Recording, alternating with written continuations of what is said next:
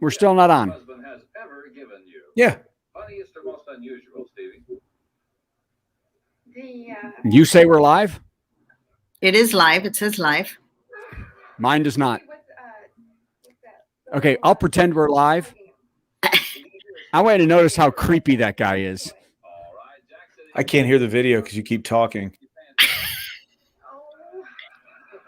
That guy just said. What is it? What was the most something gift? Okay, I'm going to pause and discuss. Pause and discuss. By the way, my thing still says I'm not live. But anyway, here's the thing. I want to pause and discuss. It is what is the oddest or craziest gift he's ever gotten you? And she said a hat. I don't know what she said. It was just about the dumbest thing in the world. And he said sexy panties. And what I want everyone to notice as we go on with this is how truly gross this guy is. Let's go back. You're just fixating on how gross the guy is. I'm thinking about. I'm fixating on how that creepy that 1980s creep is. And I wonder how long did this marriage last? At what point did this probably very nice lady, after they had kids, learn and go, my God, my husband is the biggest creep on the planet Earth. I've got to get away from this. Why? guy. Because he got her sexy panties? That's not a creepy thing to do. Look at him. That's the style. He actually looks like a high school teacher or something. Oh, creepy. No, he's that kind of high school teacher. Oh, The guy's okay. Let's see what. Hold on. Oh, just that was saying the that. weirdest thing. yeah, that's not weird. That's totally crazy. Look at that guy. Oh, come on. He has no back teeth either. Every professor I ever had looks like that. Okay. Also, notice all of his back teeth are missing. Okay, it's bad video, Brad. Gosh. Are you just jealous, Brad? Do you wish you looked like that? Yeah, you got a problem with this guy. We don't know why. I do. Do you know that guy? Did he bully you? Was he a bully? I don't know the guy. Did he touch you in high school when he was your teacher? Did he touch you inappropriately? Yes. He just told me he's weird. Zeus the Wonder. That guy is also a freak. Flowers? Because he got her flowers? No. I'm gonna close this and tell you what that guy did, and then we'll start the show. Actually, I'll start the show and then we'll tell you what that guy did. 1,000 Questions is an entertaining discussion of marriage. We aren't telling you to do or feel or change anything about your life. Really, just listen and enjoy. And if you need real help, find a professional for your specific problem. We don't know you. How could we speak to your deal? Okay, have fun.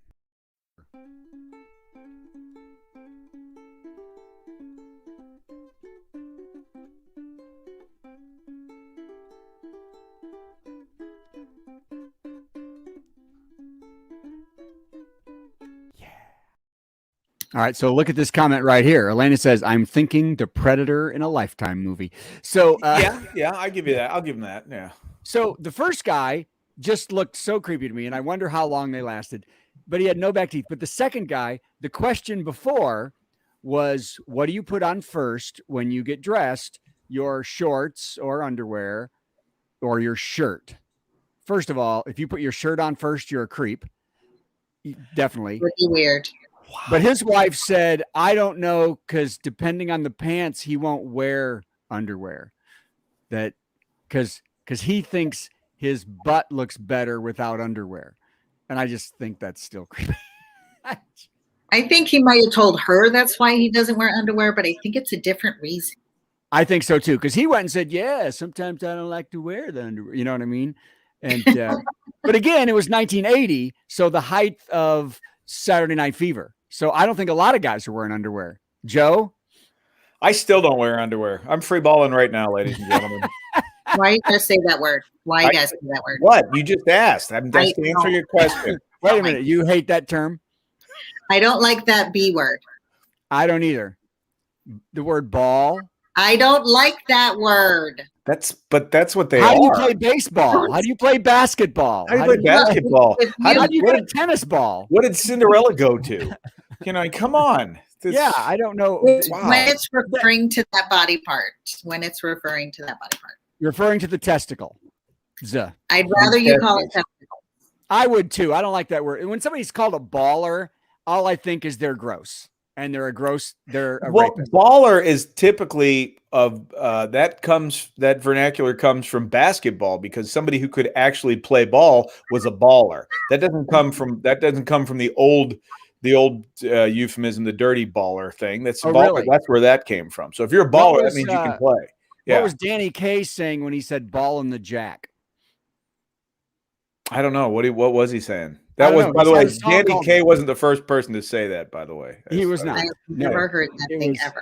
It was a lot earlier than that. But I agree with you. I can't stand using the term like when. What do you prefer? Gonads, nuts? What do you prefer? I prefer the tender love of my joy. But anyway, I prefer testicles. The official name for them is fine. Or we don't say that. Unless you're a scientist, you're not gonna talk about every bit. You're not gonna address your body parts by their. I mean, geez, my mandible hurts when I chew gum, and my metatarsal seems to be aching from being upon my. Yeah, I mean, really, seriously, we have different terms for all that kind of stuff, and they're easier. Balls, perfect. No, you can also call them nuggies. Nuggies? Okay, nuggies is the worst. No, okay, no nuggies. No, they're not nuggies. That is not happening. It's an appropriate word. No, that nuggies is worse than balls any day. Yeah. Oh my God. Very much. So horrible. Very much. Yeah. Well, I always like the show, the Goldbergs. You ever like the Goldbergs? I love the Goldbergs. Great show. He says balls all the time. Yeah. I hate it. That's why vile. I watch that show. What do you call your breasts? What do you call your breasts? T word? B word? Boobs? Okay. Is tatas good with you? Tatas? What did Steve Martin used to call them? The Golden Bozos? That's a good one. Yeah, Nobody ever uses that one. Zongas. Gazongas. That's a good one. But mine are not. Mine are not gazongas. Mine are getting to be that. Yeah. Oh yeah. I need a man bra. So and I've always said, speaking of it, one thing I'm glad about as an older man is that my what'd you call nuggies. Nuggies. Your nuggies aren't at my neenies. That's why.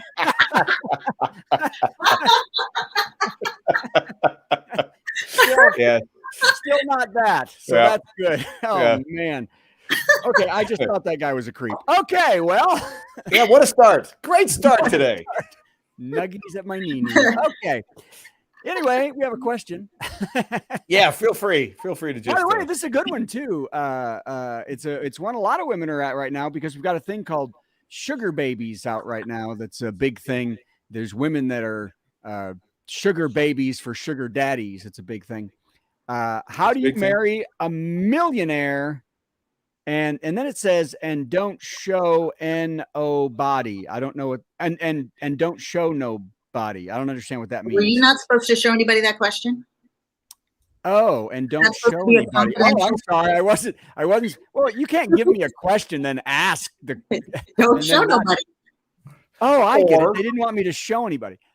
Okay. Well, we don't know who they are, and I probably told them at the time we don't know who you are. So that might not be what they were saying. What they're saying is, how do you marry a millionaire and not let anybody know that you're married to a millionaire? Why would you do that? I don't know. I don't know. Okay. First of all, you're going to Paris again? Like, why? Okay. Like, I think because it was the club on the ship, a lot of people would say, "Don't say me," when I gave these out on the ship, I didn't even look at them till I had them all. I never knew who wrote what, and if I did, I'd throw them away. So, yeah, but you can't tell who wrote that question, though. It doesn't say the person's name on there, so it doesn't matter. It doesn't. So I think it's how do you marry a millionaire? First of all, find a guy with $1 million. That should be a show. Yeah. How to marry a millionaire? I should host that show. Why? Because I can give you all the secrets on how to marry a millionaire. But here's the question. How about marry somebody and become millionaires? Because that ain't that hard with just a little. Would require work. Donna, you've got $1 million, right? Right now. You're not worth $1 million. Your I net am worth is not $1 million. God, no. What? Heck How no. old are you? 55. How do you get to be 55 and have worked as long as you and your husband and not have a net worth of $1 million? What have you done? Who are you to ask that question? My I don't God. know. I'm just asking. I'm just a normal person. Wow. Well, yeah, but you're making her sound bad for not having $1 million. Not You're bad. making her It's feel not guilty. bad. How is it that you can't have $1 million when, as we know, all white people have $1 million by the time they're 50? What the hell is that? I'm saying all white people should have $1 million. Wow, geez. Or your net worth. I mean, for the last, have you not It been doesn't work like that in the real world. IRA or your Roth IRA, your IRAs? You're not investing? I'm worried about you. Brad, have you read statistics for the majority of America today? No, it's horrible. It's horrible. Yeah. I don't. Yeah. I'm gonna have to have Brad manage my money, man. Yeah, no kidding. You're Brad's right. independently wealthy. You're in the wrong job, Brad. You should be a financial planner. Okay, I had 2 jobs. I told my wife 30 years ago, I have 2 jobs: comedy and making sure that I don't have to do comedy. Good. But I love my job and I want to do my job, so I don't need to share nothing. Well, your job isn't comedy. Okay, Donna's off the loop. As Joe will tell you, comedy sometimes decides whether you do comedy or not. True. Your job is always there. There's always people going crazy. Comedy can decide for you. Yeah. So from day one, I said, I'm going to take everything we have, put it somewhere as much as I can, so that someday when we have a pandemic or something where I'm out of comedy, that I'm not going to be like, ugh, this is horrible. And I just think, yeah, I have spent a lot of time with comics trying to get them to, and married people, like, I'm telling you, you should also be a financial planner. You can be the financial planner for comics. I have done that for Alan Ball. Remember Alan Ball, Joe? Yep. Alan Ball was a comedian. He was a good guy. And at 57, he sat down with me and he goes, he made $140,000 a year. And he was making that for 20 years in comedy, hadn't saved a dime. He goes, you know what? I'm 57. I figure I've got 13 years to get. What was he spending it all on? Kids? I guess he had 1 million kids. Yeah. You know what? When you don't specifically save your money, it doesn't compound. Yeah. This is a marriage show, right? We're doing a marriage show. Isn't that what we're doing? Marriage and money is very important. And it's very important that you and your wife, whoever you are out there, or husband, or your husband, or your wife and your wife, it doesn't matter who you are. But when you're young, and my wife and I are 23 and 26, 27, and we buy our first house. When she got out of college, I said, even though you've got a pension, this part of your money is going to be invested here. I'm investing this money. And it's, even if it's small, easy thing, because 30 years later, that money is going to be worth so much more money, and you won't even realize it, that it's gone. Right. But if you don't, Dad. This is great. Yeah. Don't get pissed off. This is the most important thing we've ever done on the show. It kind of is about finances. I am. Brent, you have like a little bit of a fixation. Yeah. Yeah. I know. Everyone needs to have a little bit of fixation with money. He's right about this, though. The question is, how do you marry a millionaire? And it's like, he's right. You marry somebody and then you become a millionaire. And had you or I, Donna, listened to him when we were younger, we would be millionaires. But we didn't. Dang I tell you right now, one of the greatest guys I've ever known in my life is Dobie Maxwell, funniest guy in the world. Dobie, if you're out there, I love you more than life itself. Great. Oh, funny now we're guy. getting to a different thing. 30 years ago, we sat down and he was like, yeah, making money. I said, yeah, you got to start investing. Nope. And now he doesn't have any money either. It is the most important thing for couples that you sit down, and if you want to marry a millionaire, you marry somebody who wants to be a millionaire. Or you find somebody who is a millionaire. Well, but now you're into, he's 16, that was the you're question. 19. I think Yeah, the the question question wasn't was, how do I how do marry you somebody marry to become someone- a millionaire? Question, Right. yeah. how do you marry? Okay, well, then you answer that already in question. Well, that answer is very simple. You find a millionaire, then you marry him. I'm guessing that'd be it. Is that pretty much it What if right he's there? married? What's that? What if he's already married? Oh, well, then you just steal him, you Become steal his him away. nanny. Become the nanny. Oh, And that is a good one. that one Nanny's a good all one. the time. Nanny's a good one. Yeah. Well, Yeah. and let me say this: most million, and again, $1 million ain't that much money. There are tens of thousands, 100,000 millionaires. You don't know it. The guy driving an old truck, the guy driving. Sure. Are they saying they want to marry somebody who's really ostentatious about their money and that they're spending? Well, if you marry somebody like that, they probably won't have millions for that long. And it's hard to know if somebody's a millionaire because a millionaire is usually pretty frugal. I drive a 2016 Nissan frickin' Versa that And he's a million, and Brad's a millionaire. You wouldn't know to look at him. I am a millionaire. So Yes. Yeah. I'm a millionaire more than once and a half. So, but I don't spend money, and I wouldn't want the girl who wants that. Wait a minute. You really have $1.5 million just saved up, ready to go? Yeah. Wow. 1.344, I think. That's pretty impressive. Why the That's hell are not we doing this counting the show house. again? Why are we doing this? For fun. Okay. Some of us are trying to be a millionaire right now. Yeah. And also, Yeah. and that I could be again, making that ain't money much during money. this half hour. again, that ain't that much money. That changes nothing in your life. It changes nothing except for, you're right. If Except for what? Your peace of mind? I can't sleep Yes, at night, Brad. exactly. Thanks for bringing this up. Joe, that's All what right, it changes. Joe's triggered now. I My am peace of triggered. mind. You're right. And it makes me lazy because I'm like, oh, I got to get work. And I'm like, I'll try a little bit. But I'm not spending any of that money. It's all invested all over the place. Right. I'm living hand to mouth. We still are going to live hand to mouth for the next 10 years. You know what I I mean? don't know what joy this is bringing to your life. Yes. Oh, so much joy. So much joy. You're living hand to mouth while in We're not 10 living years, hand to you frickin' can mouth. The question it to you're Brad going to enjoy it in 10 years. the question was, how do you marry a millionaire? Well, there's one right there. Oh, what, Brad. Brad? Do you want to be me married to and this meet my guy? Do you wife. want to be married to Brad? Kill me and meet my wife. That's more like it. That's more like it. Yes. Lot smarter. Yeah. Smarter. So, okay, forget that. How you marry a millionaire? Take your clothes off, honey. Okay. I don't know if that does it. Well, It not doesn't. Not necessarily. anymore. Not No. anymore. Not anymore. You got to make after- friends with his sister. You're devious, Donna. It's Yeah. devious Donna today.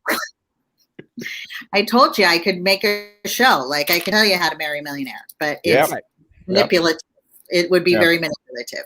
Remember that comic? Who's that comic, Joe, in Marry a Millionaire? He was a comic in LA, a big hack. And they pretended he was a millionaire.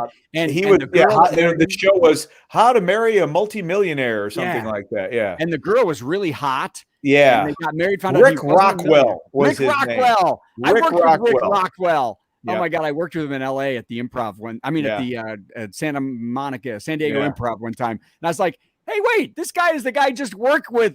I was the feature act for this guy, and he wasn't even that funny. And they said he was like a multimillionaire, and it's like, really? Because his biggest movie credit was Attack of the Killer Tomatoes 2. I know. And he was never a millionaire. And Darva Conger, was that her name? The girl who won? How would you know that? It just came to me. Well, you remembered Rick Rockwell, but because Darva Conger was hot. She was really cute. And they did not have a good time. Doesn't he say some of the most sexist things, Donna? That she Like was take your hot? clothes off and that she was Neanderthal. hot. I do. Yeah. He is, I don't he is a Neanderthal, a 12-year-old. My sister's gonna be on here 12-year-old complaining about me Neanderthal. very soon. After a marriage is legally terminated, Ooh. how much time should a person wait until they dive into another one? Oh, a week. I'd say when the ink is dry. Yeah. drive. You know, there's a lot that don't even wait for the paperwork. Yeah, that's true. That's true. That's true. I don't know if that's a good idea because that could come back to haunt you in court. No, you need at least 6 months to get grounded again, depending on the divorce process. Like, you can't jump out of one relationship and into another and expect it to be healthy. You don't even know who you are at that time. Yeah. Well, and I don't know how are you now. A lot of people, when they get divorced, are already deep into another relationship. That's true. Anyway, but if the classic, we got divorced, but there are no other people involved kind of a divorce. That's not classic. The classic is there are people involved. Well, that's why we got divorced. That's the more classic. I know. But I'm saying in the concept of what you would think if you don't know the truth, two people just can't make it. They divorce. Mm-hmm. There's nobody else involved. Yeah. How long really then, Donna?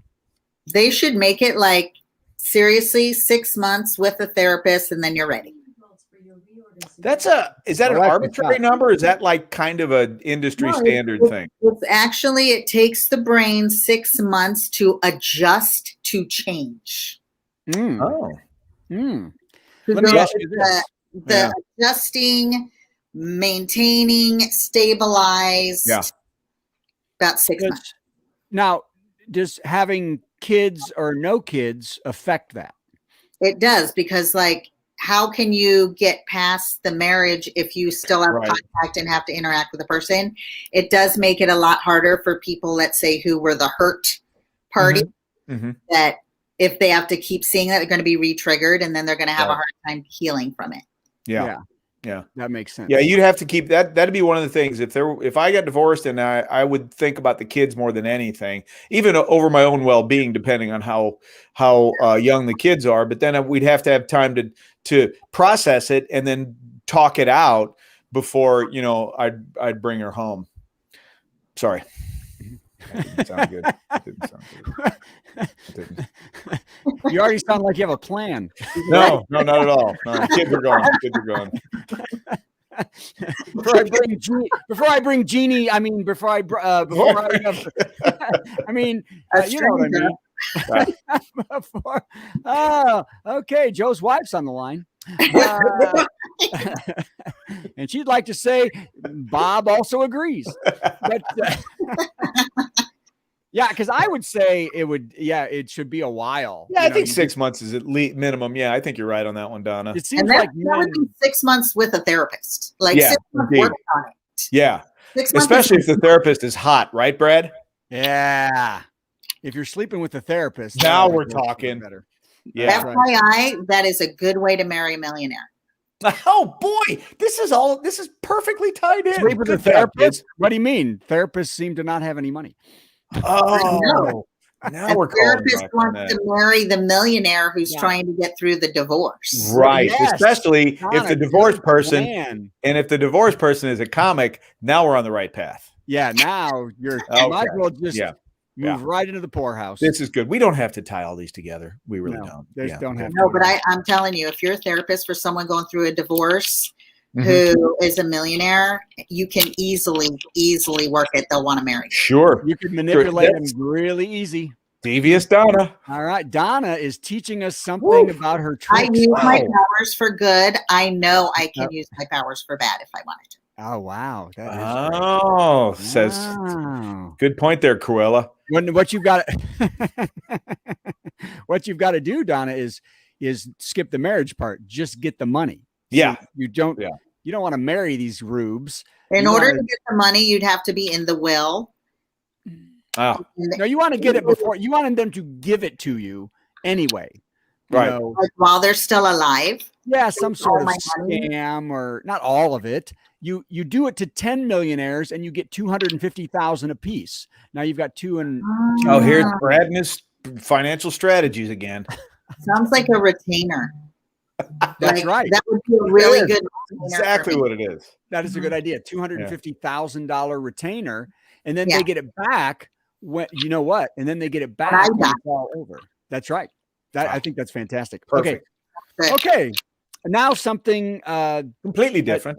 completely. And then something complete. And then I did find the 12 smart and easy ways to deal with a nagging wife, which we'll do in good. about 2 minutes. Thank God. That's a little too late, but we'll go over it. Yeah, it's too late for me and you. Is it bad for children to sleep in parents' bed?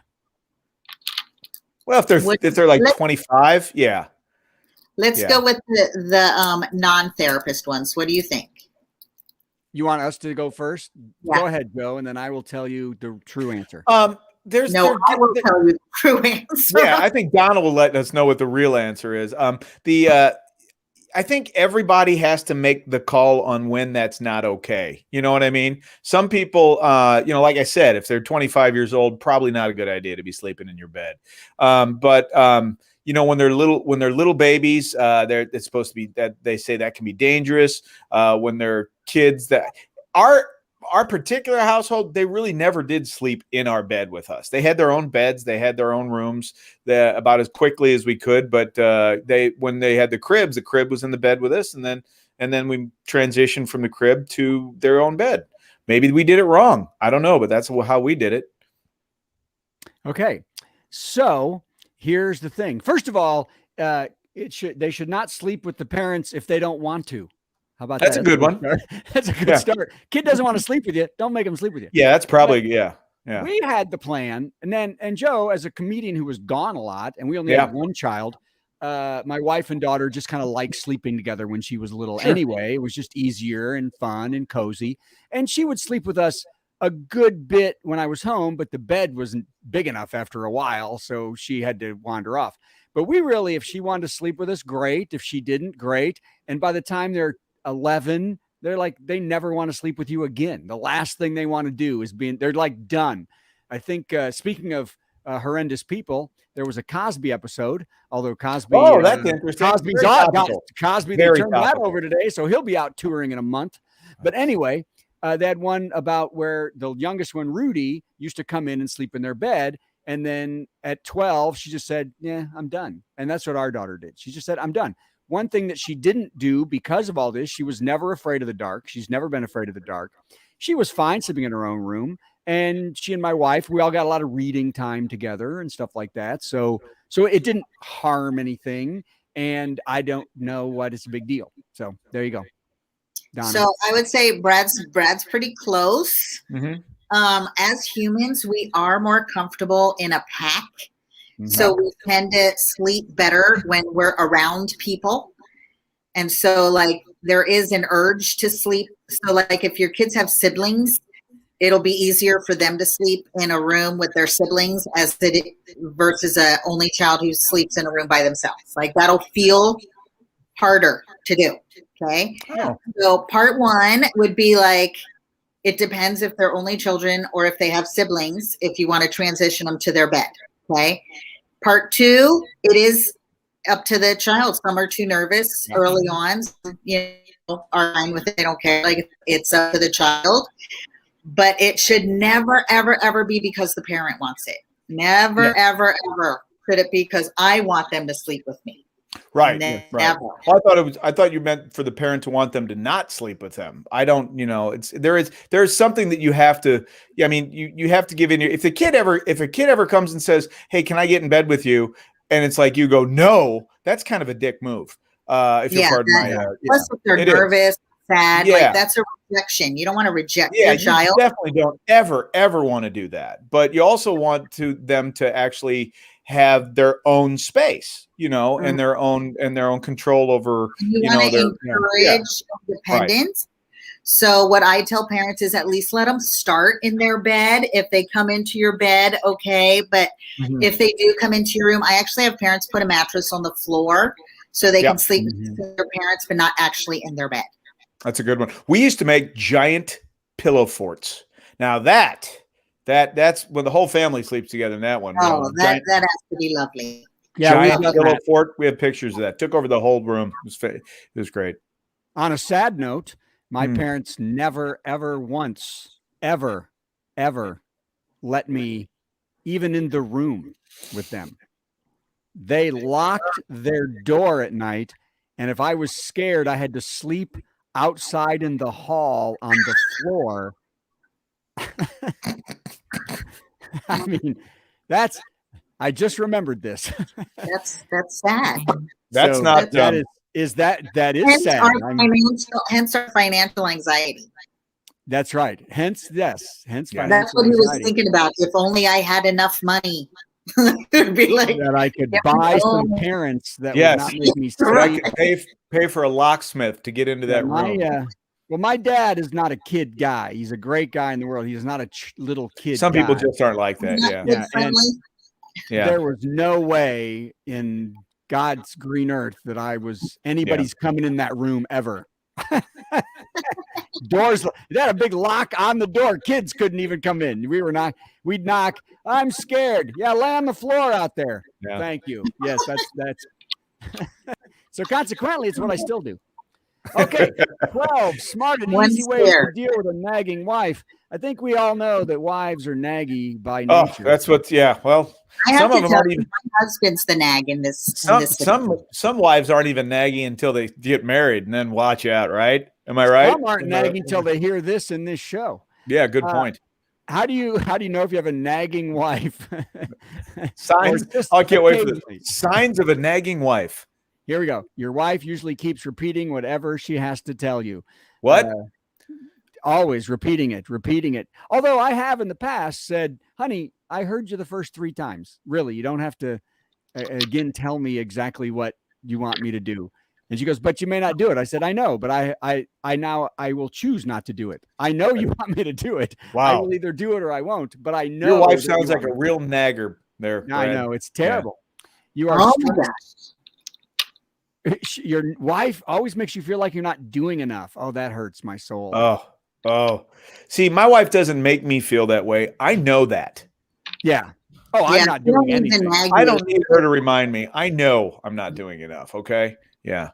Yeah, I am doing nothing. I'm as lazy as all get out. In the last year, my wife has said stuff like, what do you want to do? You're like, because do you want it? You've got a master's. Do you want to do this or that? Like, no, I don't want to do any of that crap. I don't want to do anything. Hey, you know what? You could be good at. I would be. Don't want to do it. I want to do that. Yeah. I want to do nothing. That's what I want to do. I'll figure it out, and nothing is a good choice. Okay. She is a control freak and wants to micromanage everything. Yeah. But at the same time, you're not doing enough. I'm not doing enough, and she's micromanaging everything. Well, that doesn't work for our family because it actually says you are not doing your bit. I'm always doing a bit, and that's the thing that she doesn't like that. Doing enough with the bits. She'll tell me 35-year bit. He's been that's one. Everything's a bit with you, isn't it? And she is still waiting for the punchline. Still waiting for it. Yeah. But by the way, my wife is a control freak. Absolutely, the most anal retentive person you will ever meet. Really? Oh my God. Although she knows better, that she compartmentalizes it to, she doesn't thrust it upon you. But if you get into her little control bubble, then you're in trouble. And that shows up best in the kitchen. She is a fantastic cook, and she loves to cook, but she does not want your help. And if you get in that kitchen, you're going to get stabbed. And it's not funny. In fact, we were talking, we used to call her, the kids and I used to call her the kitchen witch. Because she's in there, it's like, don't go in there.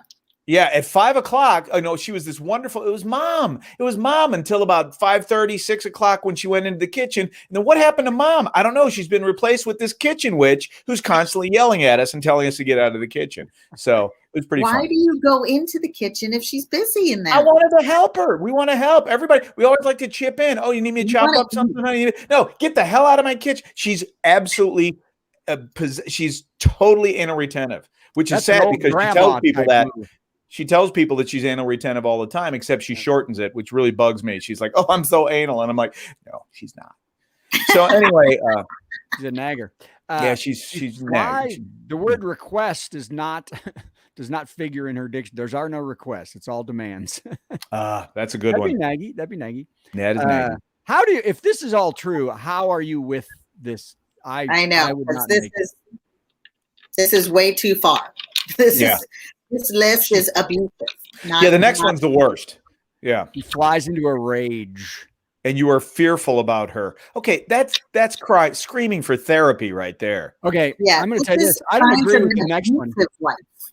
I don't agree with the next one. She's shouting, bickering, and nagging all the time. You get into bed, you don't feel like having sex. That's not true. He's going to have sex anyway. No, that doesn't matter. Yeah. No, I don't care what she acts like. If she goes, let's have sex. Okay, we'll have sex. Yeah. I'm so mad at you right now. Okay, I don't care. We're having sex. That's all there is. That's called makeup sex. Come on. That's why they're still together. That's called angry sex. Yeah. Okay, here's the first thing you do for your to stop your nagging wife. Yeah. Easy ways to go. Don't answer back. Don't answer. Why do you think she's asking you the same question over and over? Yeah, never confront. Just be quiet. No. And this actually says that it's not about staying quiet. Look how you're supposed to answer. Yes, do it yourself then. Yes, of course. Yes. That's not gonna fly good. Yeah, that isn't. Because I can't count how many times. Yeah, I can't count how many times I've told my wife to cut the grass. Never works. Never works. She never mows the lawn. Oh my gosh. She still doesn't like how you do it. And you say, "Fine, do it yourself." Oh my gosh. I have in the past, though. I have maybe twice in my entire marriage been doing something, and she didn't like it enough. I went, guess who's in charge now? Guess who? Here. It's all you. Yeah, right. And she's like, okay, do it any way you want. Do it any way you want. But that has actually worked in the past once or twice. Remember, the boss is always right. And who's the boss? Her. Your wife. That's right. Always. Just go with it. Go with it. Yeah. Go with the nagging. Your life will be so much better if you just embrace the nagging. How about don't forget what she asked you to do, and then there'll be no nagging. Talk it out. What? That sounds almost logical. Yeah, that maybe it's like, why are you nagging? Why? Yeah. Why? Why is that? Now, there's also something that can be bad, and that is that if you get up in the morning, like let's say you get up in the morning and you're the husband, and before anybody's had their coffee, there have been 7 things that she told you that you're screwing up before you even have had 7 things. You're like, could we get the day going before you tell me all the things? Well, let me ask a question. Is nagging reminding or is nagging criticizing? That's really important. That's really important. I thought nagging is reminding. Like, you didn't take out the trash, so I have to remind you every hour on the hour. Did you take out the trash yet? Are you going to take out the trash? Did you take out the trash? This kind of sounds more like that. This little test. I'm going with the other one, the criticizing. Criticizing, because criticizing is actually abusive. Yes, I would agree. So like, no. You do that. Constructive criticism, Donna. It's always constructive. Oh, right. Yeah, Actually, very constructive. It's hurtful. So nagging to me is reminding, but it looks like this article, based on like the criteria, is like, is your wife verbally abusive? That's right. Is your wife abusing you? That's and none of these are the answers to is your wife abusive? Identify your mistake and apologize. I'm so sorry, honey, that you flew into a rage about the trash. Well, first of all, if there's something that's making somebody upset that they have to nag you, then maybe there is a reason that you might want to go ahead and try and find out what that reason is. If it's something reasonable, maybe do something to alleviate it. If it's not, look at this. Like most husbands, you'll have no idea what you've done to tick her off. Yep, that's not stereotypical or anything. But truth be told, you could actually be at fault. Could actually be at fault. It is a possibility. Little. I know, but that listen. This is such a pandering. He has to say. And like a friend of mine here a comedian here in town by the name of Dan O'Sullivan used to say, but who can listen that much? Yes. Nobody. I used to do a bit in the show about wives coming home and wanting to unload their entire day for like 2 hours on their husband. And I'm like, look, Earl from the Jiffy Lube cannot handle that much. No, that's a lot of information. I said, I can't. Nobody can. And it's just too much. Do you know what, though? I found out my wife works very hard, and she has lots of issues, and she knows she's not supposed to take them home, at work, her work issues home. But I genuinely want to know how she's doing. Sure. And that's all she has. That's a reference point. And I'll sit there and listen to her tell me all the stuff at work. It could not be more boring. But I'm generally interested in how she feels. So yeah, I'll listen to her. That's not nagging. That's being a good husband. Damn it. And that's fine, but that's different than what I'm talking about. Yeah. I'm talking about the wife's had a really hard day. She comes home. She's not just telling you about her day and what happened. She is also kind of blaming you and making it your problem. Oh, that's a different story. Going over it 4 or 5 or 6 times and wants you not to say anything in any way. In any way, just listen, because not even to react or even, and obviously most men want to have help somehow and they want to have a response. And I know she doesn't want that, right? That women don't want that, but you should still be able to have a conversation. Indeed. As opposed to he sits there and gets browbeaten like they're the person they're mad at work. Yeah. Well, that's just misdirected animosity right there. That's right. That's what I'm saying. Donna. Yeah, that was really good. That was a good analysis. Good job, guys. Thank you, Donna. Thank you. How much should we get paid for this? That's why I'm drunk. Okay. Your new job. All right. Woo-hoo. We're going to finish after this one because this article is horrible. Try to see things from her perspective. Yeah, she's a naggy twit. Yeah. Try to see her perspective. She's mean. Try to see things from her perspective. Yeah, I am a worthless piece of crap.